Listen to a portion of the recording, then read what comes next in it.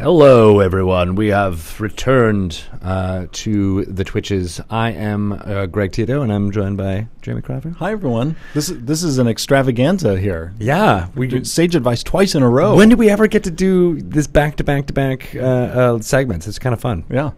I hope you guys are enjoying it too. We should have brought special drinks and snacks. I had some. I have to do half of my lifesaver I was saving for later once the coffee breath kind of set in. So my loud laughs didn't get into your face. Don't worry, I cannot smell it at this distance. You wait. Now I feel like that's a challenge more than anything else. But yeah, we're doing a whole bunch of segments today because we have about 10 interviews in the can. That's what they say in the biz. And so we needed more segments. We're actually not enough segments to put the podcasts out on the podcast feed. So we're trying to get 4 of them in today and get those ready to go. But as a secondary fun part of that, we might be releasing 2 podcast episodes per week. Starting in a little while. So those of you guys who are listening to this on the podcast feed, in addition to watching live, I don't know if there's any of you out there, but just getting it out into the world, we'll be doing 2 of them because we got lots of great interviews. We spoke to people like Matthew Lillard and some of the great folks who are doing the podcast of Annihilation. Some of those haven't actually been on the podcast feed yet, so we're going to try and get those a little bit faster, and then that makes us a little bit better at the time travel part of doing these podcasts, which you have to think about when they're recording live now, so talking to you guys, but then also being mindful of when they're going to go out on the podcast feed. That was hard to do when it was 2 or 3 weeks away. It's really hard to do when it's like 10 weeks away now. So it's like, oh man, so that means Xanathar's out already, and this is like Christmas time that we should be talking about. So we're going to start doing 2 because we've been basically doing 2 interviews and a segment kind of recording each day, each Monday that we do this.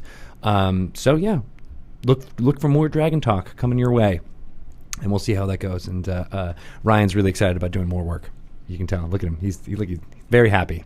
That dragon is very chatty. It's true. There's a lot of talking that goes on. And then I miss Shelley. I miss Shelley today, although she had a sick kid. So I think she's probably not as high energy as I am. Shelley and I years ago did D&D podcasts together in the 4th edition era. Nice. I miss it because actually we've never managed to have me and Shelley here at the same time. Yeah, you're right.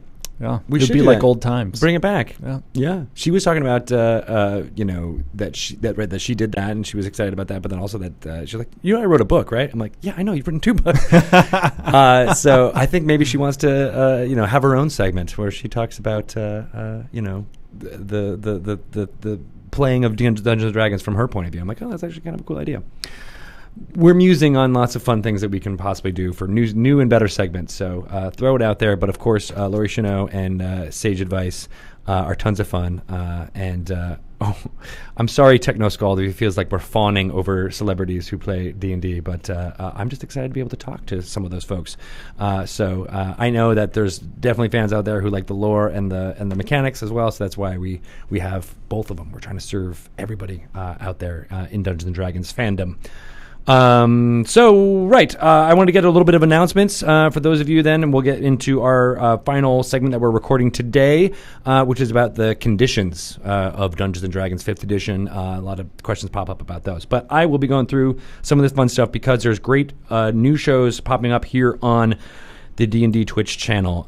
So One Grung Above is the first one I want to talk about. That's with Dungeon Master Chris Lindsay. He is going to be, you might have seen him play through his adventure that featured Grung in the Stream of Annihilation that we did to kick off this whole crazy thing back in June. He's bringing back a lot of those same players. So Rudy Rutenberg and Satine Phoenix from Maze Arcana will be joining it, as well as Lauren Urban, who is in that game, will be joining his game. And I think there's one other cast member yet to be determined, which I will be telling you guys on soon. But it's pretty cool. Chris Lindsay loves Grung. That was where his monster that he wanted to keep into the Volo's Guide to Monsters. They have their cast system based on colors, and they're all kinds of crazy. But he really loves them, and so what better way to talk about them, because they have a location in Tomb of Annihilation in Schult that they hang out in, Dungrung Lung, which it made me laugh every time I was working on the book and would go past their section, just seeing that name. It's so silly. Filled with these colorful little frog people. I know. It's great. And then our friends with the Force Grey crew are going to be going into that settlement just about now. So when we kick it to Force Grey here in about an hour or so, you'll get to see kind of what that settlement looks like and how they mess it up and or make it awesome. I think they might be trying to negotiate with the leader there. We'll see how that goes. But I also want to talk to you about another show that Dungeon Master Lauren Urban will be doing. It's called Doom and Destiny. No, Destiny and Doom. Destiny and Doom is what it's called. And it's she is going to be Dungeon Mastering here in this exact same room with folks from the Rooster Teeth panoply of websites, including Achievement Hunter and stuff like that. So very excited for that to start. That is on Thursdays at 3 p.m. The first episode will be going up at 3 p.m. Obo Crazy is in the chat right now, which is right there. Oh, right. So, yes, of course. Sig Neutron is the fourth person for the one grung above thing. I forgot about that. He played a grung in the Maze Arcana, so they're all grungy going on. But Lauren is very excited. She is runs a podcast called Drunks and Dragons, and it's really tons of fun. So we're excited about her jumping into the DM's seat here in the studio, and it's going to be pretty exciting. Mika Burton is one of the cast members there. She's a daughter of LeVar Burton, but a great cosplayer and a wonderful gamer in her own right, as well as Jack Padillo, I believe, from Rooster Teeth will be joining as well. And lots of other fun folks. So I can't wait for that. That is Thursdays at 3 p.m. as well. This past Saturday, we debuted Learn by Play, the Encounter Roleplay series, was Saturday at 3 p.m. Pacific time, and we'll be going on Saturdays after that. And Will Jones, who joined us for the podcast of Annihilation. Yes, thank you for that, Obo Crazy. It's Cricken and Dante Bosco, who will be joining her cast. But back to Encounter Roleplay, they are doing an awesome thing where they are going through some Tomb of Annihilation storyline, and then the Dungeon Master Will steps aside, goes into his cone of silence, and talks about the decisions that he made during play. So if you're new to Dungeon Mastering or just playing Dungeons & Dragons in general, it's a great way to kind of get in the head space of the Dungeon Master as the game is going on. So they'll be playing for 40 minutes or so, and then do a couple of 15 minutes talking directly at the audience, you guys on Twitch, about the decisions he made and why. And then go back into play. So it's kind of a nice way to kind of think about how you could Dungeon Master out there. So the first episode, I said, went up on Saturday, so you can go check that out on our collections tab on this channel right now if you want to watch that one. But then check back in on Saturdays at 3 p.m. Pacific time for those going forward. As well, our friends Girls Guts Glory started up streaming this weekend. So they are doing Sunday at 3 p.m. Pacific time. A new Dungeon Master is taking over. Kim Hidalgo will be playing in the group, and they added another cast member, Kellen Coleman, who is an actress I've been seeing pop up all over the place. She was in Newsroom. She is also in the Me, Myself, and I sitcom that just came out. She's very funny, and they have a really good rapport there. So I'm excited about their new integration into streaming. They were doing these smaller, like 15-minute video episodes that were like more canned and edited, but now they'll be doing streaming for 2.5 hours and getting into the live, feeling the live. Pretty exciting. All right, cool. And then, of course, we have Maze Arcana, who is on Tuesday and Wednesday nights. They're moving from 7 p.m. Pacific time to 6 p.m. Pacific time, so mark your calendars there. They're going a little bit earlier. And High Rollers are leaving the characters who were in Uncharted territory and moving to Dead Reckoning. And that's going to be Wednesdays at 10 a.m. Pacific time. They're changing up their time slot to get more into the prime time area for the British audience. I keep using my hand motions like this a lot. But in my head, I'm seeing that our schedule with columns, and so that time slot means something to me. But it just looks like I'm chopping broccoli. What are you cooking, Greg? I'm making up a delicious broccoli stew. Sounds gross. Can I order a stir fry instead, please? Yes, all right. I'll stir it up. When we get to cooking, we'll start to do cooking shows here. That's going to be our other show. Yeah. We have so many shows we're going to start doing. I know, and we want to start up our Mike Merle's Happy Fun Hour. We'll be starting up, I think, soon, where he's going to be painting minis and or doing game design in real time. This is his goal. But yeah, we're thinking about starting that up in a month or two as well. We'll let you guys know about time slots for that. So yeah, all of these awesome shows that we were just talking about are playing through some of the Tomb of Annihilation content, as well as their own kind of explorations of those themes.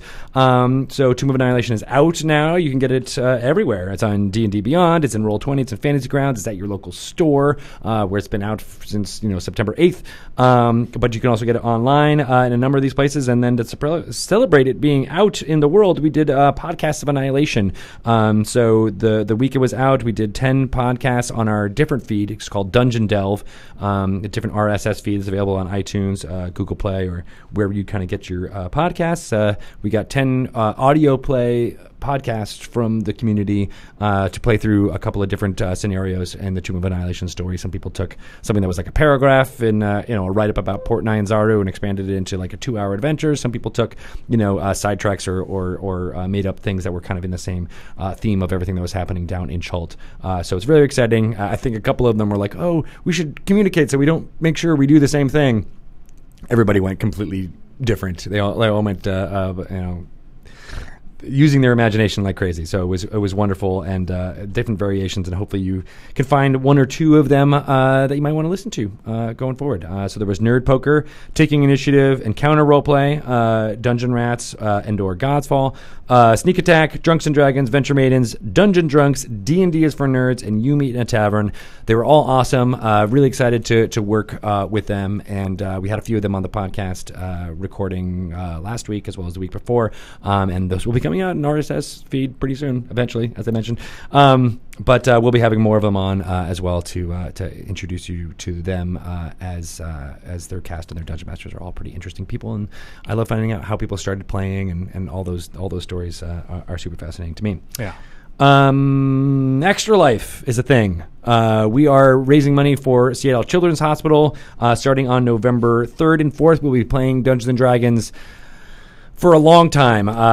We're at Game Hold Con in Wisconsin. You're going to be at some of those games, right? Yes, I'll be a player in one of those Extra Life games. Awesome.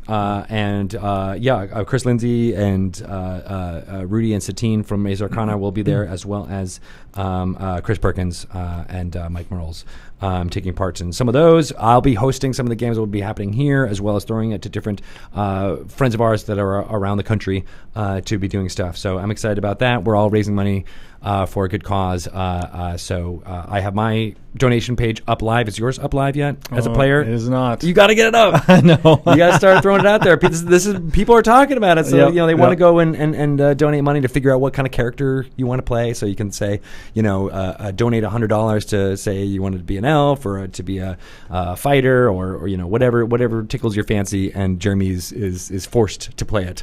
I even put a huge number of thing up there for me to drink a gallon of milk in an hour. Oh, wow. For $2,000. I don't want anyone to do it because I think I did it up there as a joke, and now people have talked about it already. So now I'm a little bit scared. Pelham has already said that he does not want to be in the room when I do that. Yeah. I keep forgetting to set it up because for Extra Life, my focus was getting the Turtle package out the door. Right. And for anyone who doesn't know, all of the proceeds from that also go to Extra Life. So that's right. Yeah, everything that Wizards would get from that is going towards, and it's already done gangbusters. People really like playing with the turtles, which are anthropomorphic turtles. Yes. Sea turtles. And they have a specific location that they love that's like their home base in the peninsula of Chult, which is described in Tomb of Annihilation, but only very shortly, right? It's like, brief. That's the word, brief, not shortly. It's different. Briefly, but then we expanded it, or rather, the D&D team expanded it and has it up for sale, and it's up on DungeonMastersGuild.com if you want to go check that out. Again, if you buy it through there, it will all go towards our raising money towards Extra Life and Seattle Children's Hospital. But you can also get it in D&D Beyond, so I suggest you check that out there. And I believe it is D&D Adventurers League legal. Is that correct? Yes. Yes.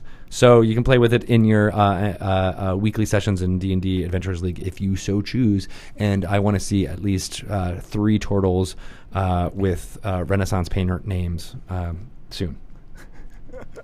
And if not, then everyone has failed. Speaking of D&D Beyond, Tomb of Annihilation is available in there in the compendium. We mentioned the Turtle package, but then you can also pre-order Xanathar's guide through there now.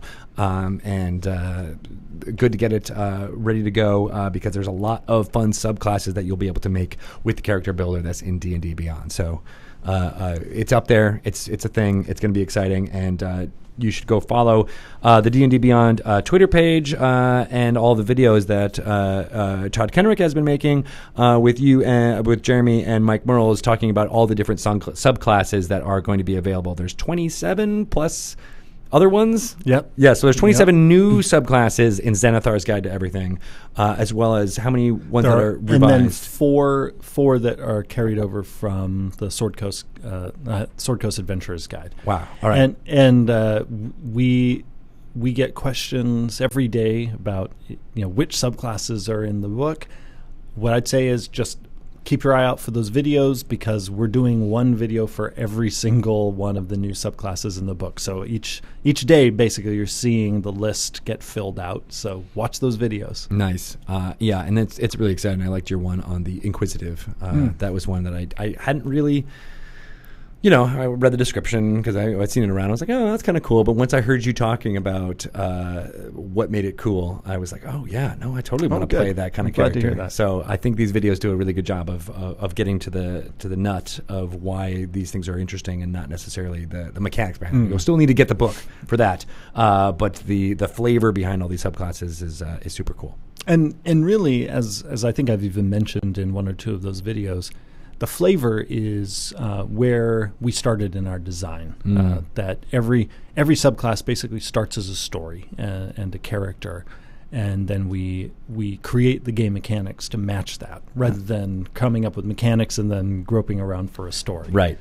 That's smart. Yeah, I like that, because that means it's grounded in a archetype that you'd want to play. Exactly. Right. Yep. Real subtle there, Ryan. Did you hear the clicks? Yes. You time guys, for us to start. It is. Yeah. No. It is 4:30, and he is a smart person. Yeah. So yeah, we could wax poetic about all the subclasses, but that's what those videos are for. So go check those out. I am done with announcements, so it is time for our conditions thing. Do you think we can do this in a half hour? I will try to do the short form. Let's rock it out. All right. Welcome to another segment of Sage Advice. I am Greg Tito, and I'm joined by Jeremy Crawford. And we are here to talk about Dungeons & Dragons mechanics in 5th edition, as well as some of the intent behind the design and development of those rules. And the subject we're going to be delving into today is conditions, the different conditions in 5th edition. And these are interesting because I feel like in 3rd and 4th, those were codified way more so than in previous editions. At least from my understanding, where it was like, oh, these mean something, and then I liked that it was a rule that you could always refer to, and different powers and things could do that. But now it feels like with 5th edition, it's an elevation even beyond that. Yeah, so when we were designing 5th edition, we looked at work that the team had done in the previous 2 editions on conditions, and decided we wanted to continue to use these little nuggets of rules, because that's really, each condition is like a little rules nugget that we can use over and over again. Right, without having to say the full description of the thing that is happening to your character or to a non-player character, a monster. You can just be like, oh, this happens, and then everybody can refer back to that. And it's just this really great shorthand. Exactly. But we decided we wanted to get the list of conditions to be as short as possible. We wanted the conditions to be as simple as we could get them. And we wanted the game to rely on them as much as possible, because the beauty of this sort of reusable rule is that once a person has internalized how, say, the prone condition works, you're good to go. Then forever after, when you're playing D&D and you hear that somebody got knocked prone, you know what's going on in the game system. And that's a side note. What I love about conditions too is they teach me words that I would not know otherwise. Like prone, for example, I would never, I don't know if even common usage in the world people would use prone, but it feels like in some contexts. But but it's funny, if you play D&D, that sounds like a totally natural term to be using all the time. Right, and you say it in normal conversation, people are like, "What are you talking about?" I'm like, "Oh, that's when you're laying on the ground." when you lie prone, of course, that's what I mean. And the conditions are so fundamental to the game that they are the centerpiece of both Dungeon Master's screens that we've released for 5th edition D&D. And I find, as a DM on the DM screen, that's the thing I most often will look at, just to make sure I'm remembering. Even though I am the person who wrote the condition definitions, I still look at them to make sure, am I remembering this right? Yeah. Although it's funny, I second guess the rules I wrote myself more than anything else, because I don't trust that I'm remembering what we published versus what, like, 5 versions that were in my head as I was writing it. So it's funny, I think particularly because I wrote the condition definitions, I'm like, right. Is it? It's that little safety net to be like, did I get it right? Okay, Yep. I got it right. Yep. And that's important, right? And you've gotten really good at like looking up things.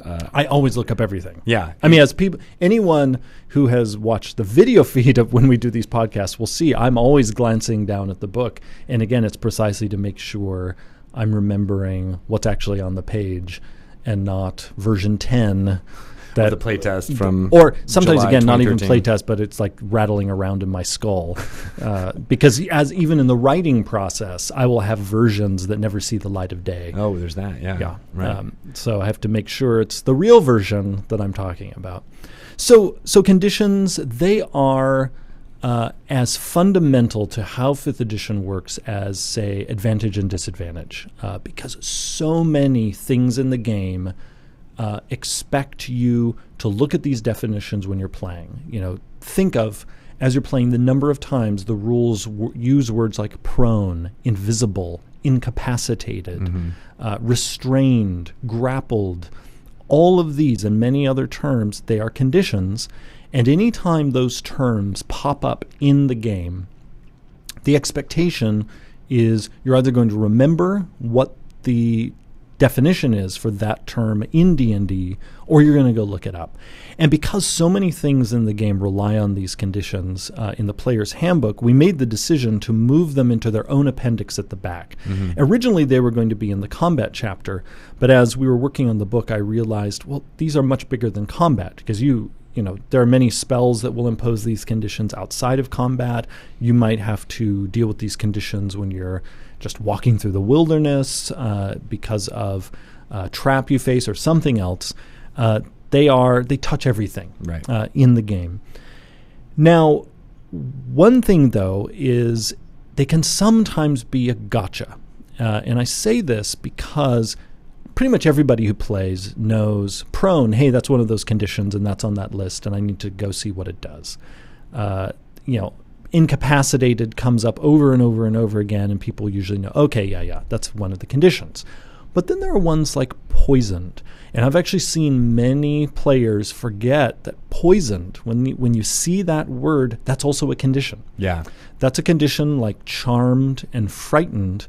Those 3 in particular, I sometimes in our game design meetings years ago would refer to those as our delivery device conditions, because there are a number of spells and monster abilities in the game that will impose, like the charmed condition or the frightened condition or the poisoned condition, and then have these various other effects that go along for the ride, because the spell or the monster ability will say, while the target is charmed, blah, blah, blah, is also true. Or until this poison ends, the target suffers these other effects. And so that's why I refer to them as these are delivery device conditions, because it's actually pretty rare in the game for them to be imposed on their own. And on their own. Now, Right. it does certainly happen, but often, again, they're there as that delivery device. And we do that because then there are many other things in the game that can shut those particular conditions off. There are things that can help wipe away the charmed condition, or being frightened, or can neutralize a poison. And so what we wanted is that when you clear that condition away, you also clear away all of those kind of parasitic additional effects. Well, and that's why the conditioned kind of game design that evolved is so ingenious, because it touches healing magic, it touches racial abilities. I'm thinking the elves and not being able to do charm magic. Like that was really hard to understand in previous editions, because it was like what do the elves not be able to get? But like just the fact that anything that has the charm kind of keyword or condition means that they are resistant to it and that kind of stuff. So now, it's. And I'm glad you brought up charm, because people's experience with previous editions will sometimes trip them up when reading different rules in 5th. Charm is a great example of this. Because in previous editions there was sometimes this notion of sort of broadly charm effects that were kind of grouped in very early on in the game's history, just simply grouped by their effects. Like, are you beguiling somebody in some way? Well, that's kind of a charm effect. Then starting in 3rd edition, things would start getting tagged in various ways, like it's a mind-altering effect, that sort of thing. In 5th edition, in terms of the rules, there is no such thing as a charm effect. In 5th edition, whenever the rules talk about being charmed, they use that word charmed, and they're referring to the charmed condition. So when it comes to elves having advantage against things that would impose the charmed condition, and often it will just say against being charmed, what that means is having the charmed condition imposed upon them. Right. And so if a particular effect, even if it's kind of a beguiling effect, if it does not include the charmed condition, then that elven ability has no effect against it. Right. Now, there are exceptions. There are a number of magical abilities that will not impose the charmed condition, but will say if a creature is immune to being charmed, then the creature is also immune to this spell. So we still can work in a creature's immunity or resistance to a particular condition, even into a spell or other game effect that doesn't directly impose that condition. Yeah, right. And so that's why the shorthand makes it so much easier to communicate ideas like that, because if you had to explain that, it would take 2 or 3 more sentences, and there's only so much space in the book and that kind of thing. So like having those shorthand kind of ways to even describe things that are not really affected by the condition is must be super useful for you guys. Yeah. And the conditions even sometimes are shorthand inside other conditions. So when you get to, say, the unconscious condition, it tells you, as do a few of the other conditions, that you're also incapacitated. Incapacitated is another condition. Incapacitated is kind of the universal shutoff mechanism, because many things in the game, including the concentration rule,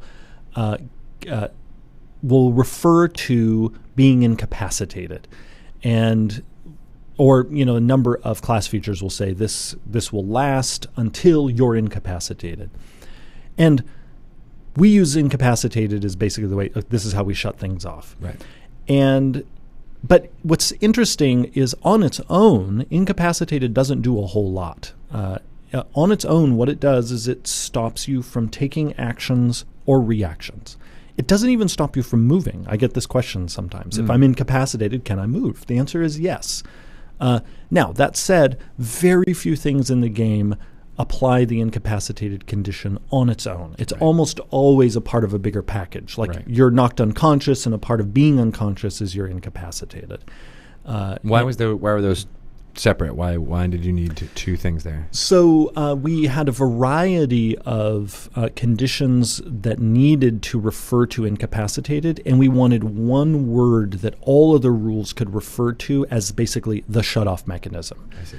So basically, really the idea behind it is, however you're incapacitated, if you're incapacitated, the following things are true. Your concentration ends. Any class feature you have that says it ends when you're incapacitated, it gets shut off. Mm-hmm. And that's true whether you're incapacitated because you were knocked unconscious, or because you were petrified, or you were stunned, or you were paralyzed.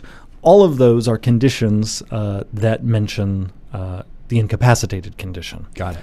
Now, one of the questions that comes up about the incapacitated condition, in addition to that question about movement, is people will ask, well, all right, I can't take actions or reactions when I'm incapacitated. Can I take bonus actions? And the answer is no, because bonus actions are themselves actions. And as the bonus action rule specifies earlier in the player's handbook, anything that deprives you of your ability to take actions also deprives you of your ability to take bonus actions. Okay. Because again, what's important, as implied by the name itself, a bonus action is an action. It's an extra bonus action. Exactly. Right. Exactly. It's not necessarily its own different thing. Right. Precisely. And so that's why sometimes people wonder, well, then if that's the case, why doesn't the incapacitated condition also say you can't take bonus actions? But again, it already does, because it says you can't take actions. Right. And bonus actions are actions. Yeah, it's like a bonus action is a subset of actions. Precisely. Right. But again, I understand why the question arises. But again, they just want to be able to cast Healing Word whenever they want to. Right, even while asleep. You get healed. Yes, which could be very useful. Now, also, and I'm going to bounce around a little bit because different questions arise about different conditions. Right. People sometimes wonder if the charmed condition is inherently magical. The question and the answer is no, it is not. There are many magical abilities that impose the charmed condition, but we have even introduced, particularly in Unearthed Arcana, class features that non-magically charm people. And really what it's representing there is someone is being just crazily persuasive or beguiling. And the thing to remember is the charm condition does not itself give you any kind of mind control. It just simply means you have advantage on ability checks to interact socially with the person you've charmed, and they're not going to do anything to attack you. Right. I've seen people try to argue that means that there's it's that old cartoon idea where there's circles in their eyes and they're just able to do whatever you want them to do. No. And no, that's not it. They're just basically I don't know, attracted to you. Yeah, or, they're not going to try to hurt you. Yes, exactly. They're they're receptive to whatever you have to say.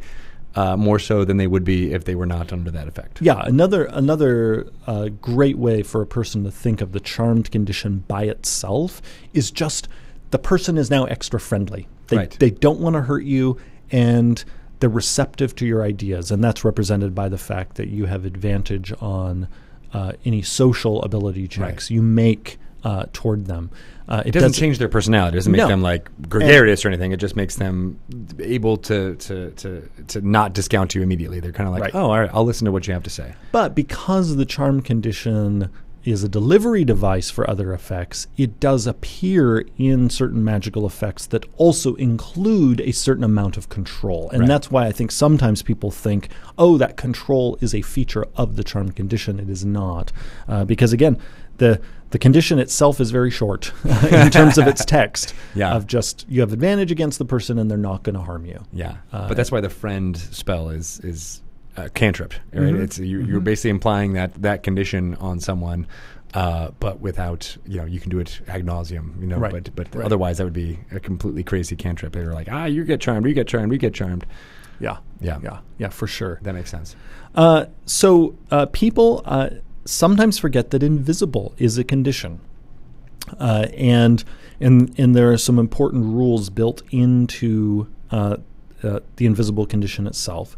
One of the biggies is that when you're invisible, your your attack rolls have advantage, and people's attack rolls against you have disadvantage. This is true even if they know where you are, because as our listeners know, when you're invisible, it doesn't mean you're silent. Like if you really want to make sure people don't know where you are, you need to hide. You make a dexterity stealth check, and you're hoping that they're not only going to not notice any visual trace of where you are, but they're also not going to hear you. I mean, and how many tropes have you seen in other forms of media where they attack the thing that is invisible, and they're like, it's hard to do, and that's why the disadvantage applies, but you can still hit something that you kind of are guessing where it is. Absolutely. But what's key is even if they know where you are, they still have disadvantage to hit you because they can't see you. Right. That piece of the invisible condition is unaffected by what's going on with stealth and whether they can hear you or do they know where you're located. That is a hard-coded part of the condition that you get to benefit from whenever you're invisible.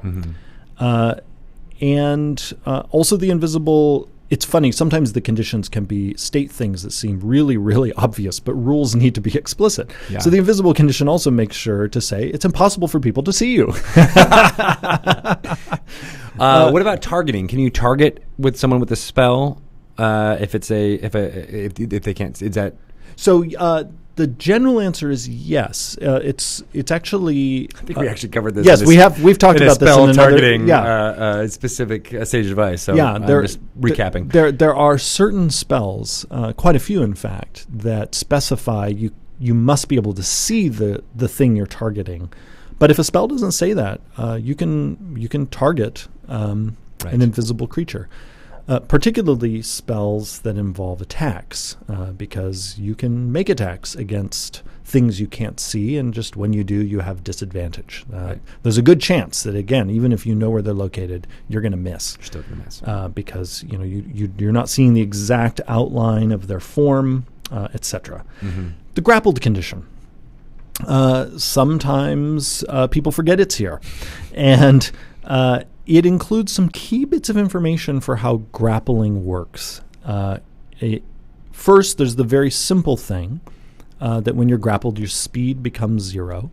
And this applies, if you have multiple speeds, this applies to all of them. Just in total, your speed's now 0. Right. Why did you choose to write it that way instead of you can't take movement actions?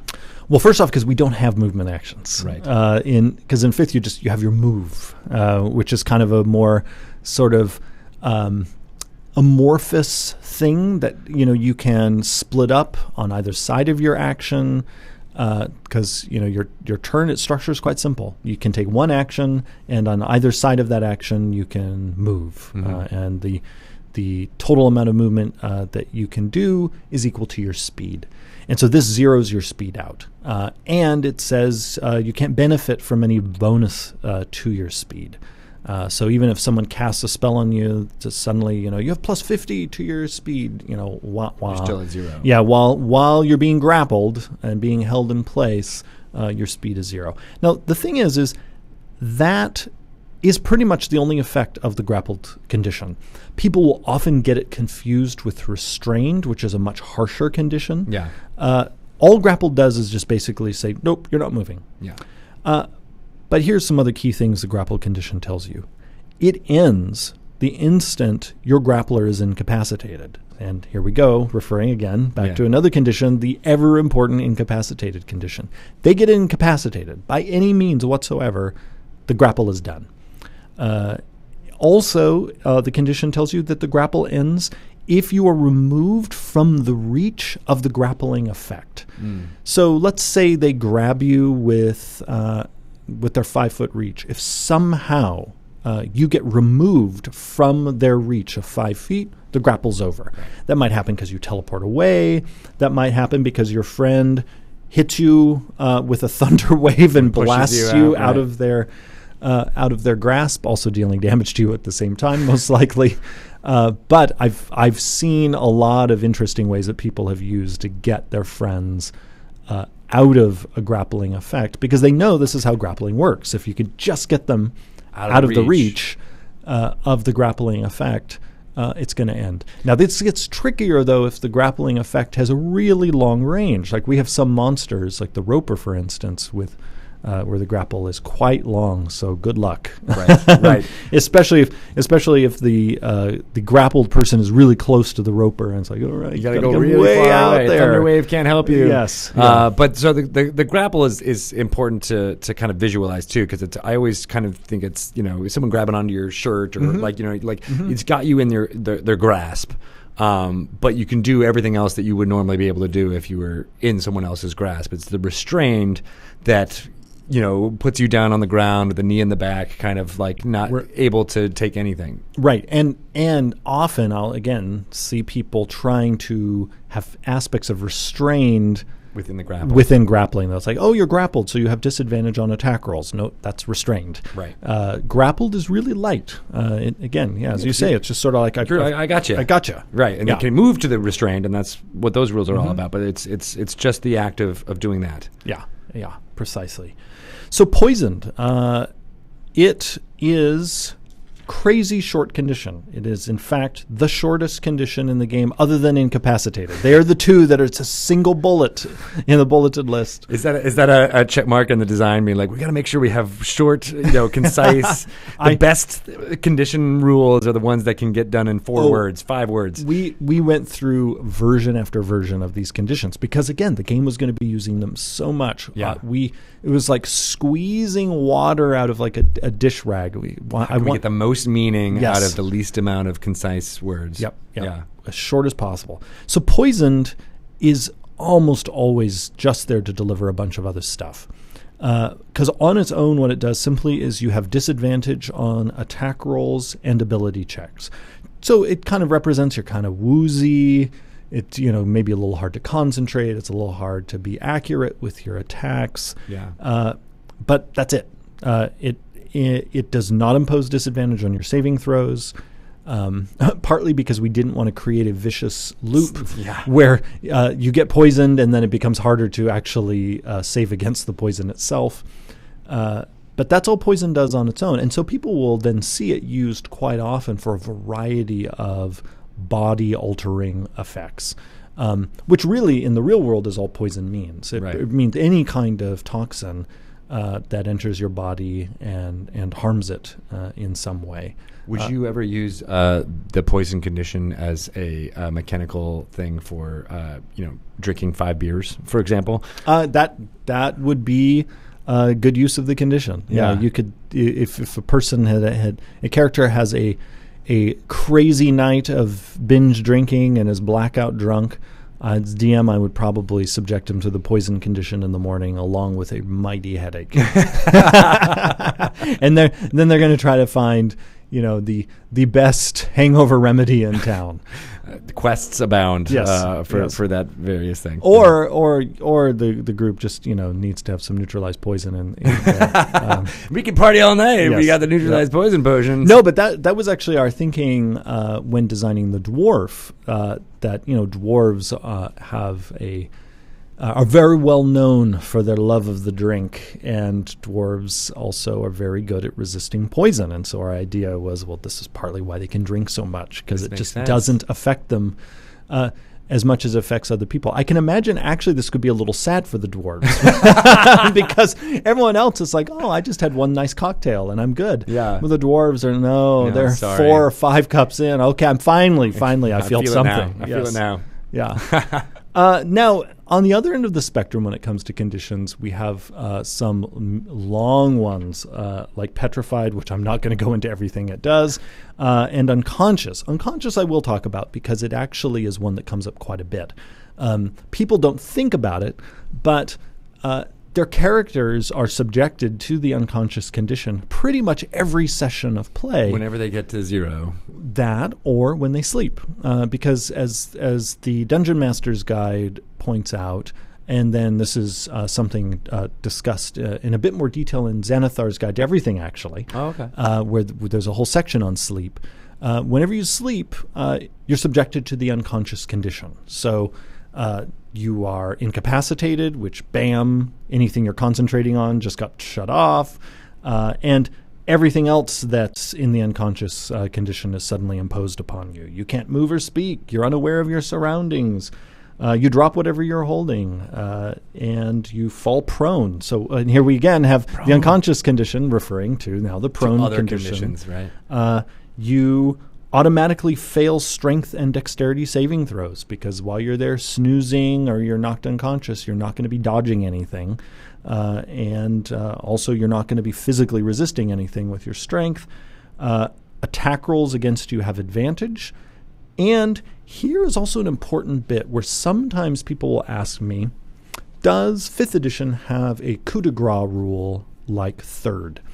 The answer is there is no rule called coup de grace in 5th edition.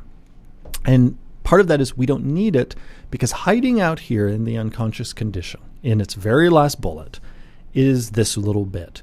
Any attack that hits the unconscious creature is a critical hit if the attacker is within 5 feet of the creature. So what that means is if you get up right next to the sleeper or someone who's been otherwise knocked unconscious, and you manage to hit them, and remember you have advantage to do so, that hit, bam, is a critical hit. That's not guaranteed to take them out, but especially odds are if they're just regular townsfolk or whatnot, or a goblin, they're done. And so that's how we represent that. Now, I do get asked sometimes, well, why do you have to make an attack roll at all against an unconscious person? Yeah, I was about to ask that. And the reason is that armor class doesn't just represent your ability to dodge. Armor class also represents your physical resilience. And this is an explanation of armor class that goes all the way back to 1st edition, where Gary Gygax himself would often like to clarify that in D&D, when you roll to hit, you're not actually just rolling to hit. You're rolling to see if you manage to connect well enough to also deal damage. So it's basically the idea being that actually in any standard D&D combat, the combatants are probably actually scuffing each other and lightly hitting many times. But when you hit with that attack roll, what that represents is your hit connected well enough that you're dealing damage. And you might be hitting somebody who not only could be wearing mighty armor, but in the case of many of our monsters, have scales, very unusually thick skin. So we need you to still make an attack roll against an unconscious person because even though they're not dodging out of the way, they might have scales you need to get through. Yeah. There might be some other protective thing in place that you need to bypass. Now, because you have advantage, there's a very good chance you're going to get through. And little behind-the-scenes math, what the advantage does is that basically erases most dexterity modifiers that most targets are going to have applied to their armor class. So kind of behind the scenes, that's how we're elegantly dealing with the fact that AC does usually also include a target's dexterity. And the advantage sort of says, no, we're going to set that dexterity modifier to the side. Now, that said, unlike in previous editions, not every creature's armor class includes their dexterity. Not even every player character's armor class includes their dexterity. Players who play heavy armor wearers know that with a lot of the heavy armor, their dexterity modifier is irrelevant. Yeah. And this is, again, a great example of rolling to hit is not always just simply, did I aim properly, is did I also get through their armor, their scales, their protective skin, some magical barrier in the case of mage armor that's shimmering there. All of those things are there to protect you. And this is one of the reasons why we're very careful about what we make into an attack in the game versus what we make a saving throw in the game. Because remember, the unconscious condition says you automatically fail dexterity saving throws. So anything in the game where, for us, armor, scales, or any other kind of protective coating that would be relevant to armor class, if those things are irrelevant to a particular effect, let's say all that's relevant in a particular case is can you dodge out of the way, that's a dexterity saving throw. And the unconscious person automatically fails.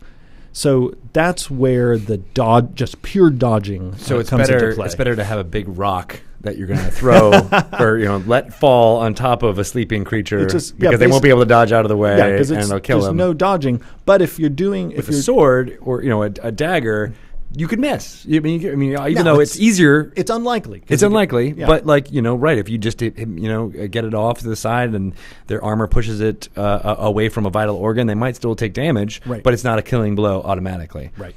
So that makes sense to me. And we're almost at time. So those of you who are here for Force Grey, we'll be getting to showing episode 9 of that very soon. Episode 10 of that very soon. So stick around. We're going to be transferring to that real quick. But I wanted to ask you just one more thing, Jeremy, was that a lot of the game of 5th edition, which you've said, it was about making the game go faster and making things happen. So the coup de grace auction always was something that was like, all right, well, you kill him, that's it. Let's move on to the next thing or figure it out. Why was it in this case chosen to do that where it could potentially make combats or things go longer? So we have this as the default because, for a lot of low-level opponents, using the unconscious rule, where if you hit them from within 5 feet of them, it's automatically a critical hit. Yeah. For a lot of low challenge rating opponents, that is going to take them out. They're going to have few enough hit points that odds are they're done. And so it effectively is a coup de grace. If, however, they are not that weak, not that easy to take out, we didn't actually want to mandate essentially to DMs that anyone could be taken out that easily. We wanted to leave it to the Dungeon Master that if the DM is okay with essentially bypassing the normal combat processes and just wants to say, yeah, they're dead, the DM can absolutely do that. Right. But we did not want to have a rule in place that essentially mandated that took that out of the DM's hands because that's often a really important narrative choice. And so basically we're like, all right, here's the way that you can pull these things off using the normal combat rules with all of the uncertainty inherent to the combat rules. Because, your D20 can betray you and you can, even with advantage, you could roll a 1 and a 2 and somehow fail to deal a telling blow to the sleeper. That's called sadvantage. Yes. I believe coined by Greg Billsland, if I remember correctly. Yes, yeah, it was. But if a DM basically says this, that your target is not important, the DM often will not have dice rolled at all and just say it happens. It just happens. All right, that makes sense then. It makes it more of the fiat for the Dungeon Master to make that decision. Exactly, and not the players. Right. The players default is they need to go through the regular processes. And the thing I love about those regular processes, including this very rule, is it can lead to some great storytelling opportunities. Like, why the heck did you miss? And it could be, you were sneaking into the room and you didn't realize, okay, your target thrashes a lot in their sleep, and actually their silky blanket was hanging off the bed on the floor, and you were so intent creeping up on them, you didn't realize you just stepped on that silky blanket and slipped, and you stabbed into the pillow instead of into them. So I, as a Dungeon Master, love those moments where the dice create totally unexpected outcomes, because then it's a chance to come up with a twist in the story. So rather than it being something like, oh, this is unbelievable, I always view it as, well, now it's my challenge as a Dungeon Master to make it believable, make it funny, make it scary, make it exciting. So that's I kind of enjoy these things where even I, as a Dungeon Master, if I decide to have people roll dice, I don't even know how it's going to turn out. Right. And then I'll close on that at the end of the day, when it comes to whether a DM has people roll dice or not, it really comes down to a question of, is uncertainty important to the DM at this moment in the story? Yeah. If like there's no meaningful chance of failure, if the outcome is not particularly interesting, I recommend DMs just say whatever it is happens and move right along. If, however, uncertainty could be a great storytelling opportunity, if there's a meaningful chance of failure, and actually in this case, going back to the unconscious condition, if you're trying to take out your arch foe, if you fail, that's meaningful. And so that's a case where I would go use these rules, because suddenly I want to see, all right, are the dice going to be in their favor? Are they going to accidentally wake the guy up and, again, slip on that silky comforter that they didn't notice was hanging over the edge of the bed? Right. That can be an exciting moment. Okay. But again, if there's no chance for excitement, if it's low stakes, it's not important to the story. Right. I'd say DMs don't bother with the dice and move right along. That makes sense to me. Yeah. So if it's a character that's memorable, or even if it's a low level thing that you have a funny voice for it, like, oh, I want to keep that person alive, and if the chance for that is fun for the players, because if they lose, they get to interact with that funny character some more. If they win, then all right, they can move on to the next challenge or things like that. So right. Like, make it, if it's completely meaningless, hand wave it and it's all good to go. But let the dice decide. Make them be the instigator of improv. Yeah, and that's exactly how I view the dice as DM. To me, the dice are there to create improv opportunities, to surprise me and to keep me on my toes. Nice. All right. Well, thank you for this deep dive into the conditions. We got a little bit more in the coup de grace kind of things at the end there, which I think we've talked about before also. Mm-hmm. I think we're covering lots of things, but it's good because it's, repetition. Not everybody sees every single segment. So It's good to continue to reinforce stuff. But if people have questions, and I did see some of them in the chat here, I don't think we have time to get to specific questions that you guys had. But you can get in touch with Jeremy. On Twitter at Jeremy E. Crawford. That's the best way. You answer, 10, 20 of those a day sometimes. Sometimes a day will slip by where I don't answer any, but I do my best. Yeah. Because a lot of questions come in. But if I don't get to your question when you send it, try again. Because people have had good luck in the past of sometimes retweeting something to me or asking again.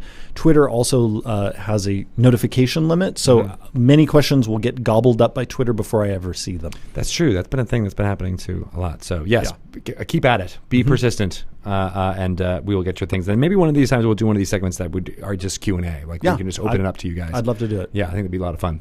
All right. Well, thank you so much, Jeremy, for stopping by and do this again. We'll get to our interview right about now with the Bing Bongs. All right. So thank you, Twitch folks, for sticking around. I know a lot of you are excited for Force Grey, Lost City of Omu, episode 10. It will be coming right about now, very soon. I just want to let you know I will be back here. Actually, Bart Carroll will be here tomorrow at 2 p.m. Pacific time doing Dragon Plus. He will be talking to Chris Tulak and Kat Kruger about some of the fun ways that you can use the world of Ixalan, our friends over on the magic side, is creating this world that's very similar to what we're talking about with Chult and Tomb of Annihilation. And I believe James White is working on a plane shift for Ixalan right now, so you can use some of that stuff. And Chris Tulak will be able to talk about that there. And then I will be back with maybe with Bart, but maybe not, at 3:30 p.m. Doing some of these news called D&D News, 3:30 to 4, and then I'll be throwing it to Chris Perkins for another episode of Dice Camera Action with the Waffle Crew. All right, you guys are amazing. It's been lots of fun hanging out in chat. Thank you to everybody who has subscribed. I saw a bunch of them pop up as we were doing lots of them. Like, for example, LOY42 just subscribed. Thank you very much for that. That was good stuff. Again, Felix Jonglor, I always love it when I see your name in there because you're a bad guy. In other land, and I can never separate that whenever I see them. I was like, oh yeah, that's so crazy. All right, you guys are awesome. We're gonna throw it to Force Grey, Lost City of Omu, episode 10, right about Nizao.